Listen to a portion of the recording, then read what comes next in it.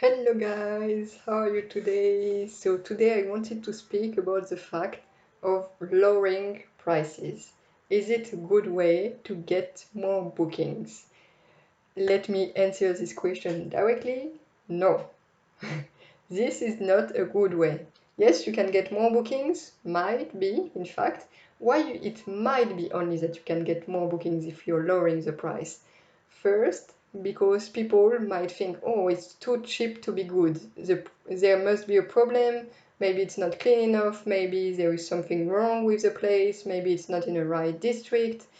Remember that they don't know the city, they don't know your place, and the price is an indication of the quality.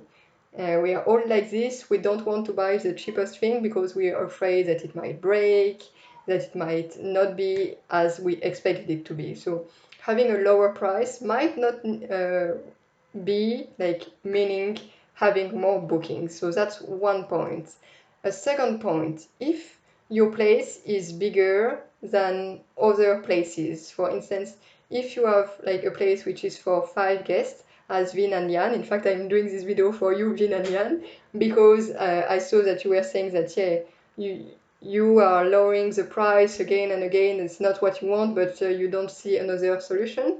Well, let me tell you, in your area, in Sioux Falls, but if for everyone else the same, in your area, you have a lot of competitors, but everyone has some specific thing. You have a specific thing for your place, and others have some other specific thing. If you put a price which is too low, you might want to attract everyone, but they will not be satisfied with your place. Your place is pet friendly, and in your area, there are only 9 houses which are pet friendly. And I saw in the reviews, everyone is saying, oh, it's great to be able to come with your pet, it's perfect place because you have a garden. So work on those things. Your place is good for people who are pet friendly, but if and when you are pet friendly place, you can have a higher price. I saw some of your competitors, they are like for 400, 500 a night because they are pet friendly, and they see that there is not so much competition for this. But if you're like the price 70 for 2 people, you're like lowering the price, then anyone can book your place. And in fact, you also have a bigger place than some of your competitors. Some of your competitors can only host 2 people. You can host up to 5 or 6 people even so. Then if someone with 2 and you have a low price for, and which is competitive also for people who are just 2, then you will earn less money than if you have 5 people, because for 5 people I think it's double the price than for 2 people. And also for people who are coming with pets, it's more expensive. But if you have a low price for everything, for everyone, then people will book at a low price. And also, as Sean was saying, like Sean from Automated Airbnb was saying, is that when you have a low price, then you have those early bookings. And the point is, if you have a higher price, yes, other people, maybe even the bad guest, will book a cheap place, and afterwards you get the last minute booking. And the last minute, we all know, you can have a more expensive price because all of your competitors already filled up their place. So that's why you want to have a higher price to get the last minute, to get the bigger groups, and to get the people who are looking for pet friendly. You want to have less competition. That's a way to have less competition, is to have a higher price, in fact, not to have a lower price. And you will get bookings. And if you have a higher price, it doesn't mean that you need to be booked all the time. It's great if you're booked all the time, but it means that, for instance, let's take your example. You have your place for 2 people, which is $70 per night, plus the cleaning fee, etc. If you have a place for 5 people, it's 150, I think.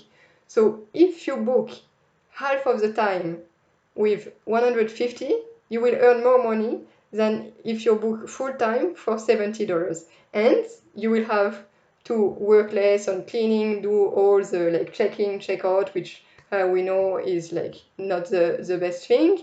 The best is to have people who are staying longer and not to do that many turnovers.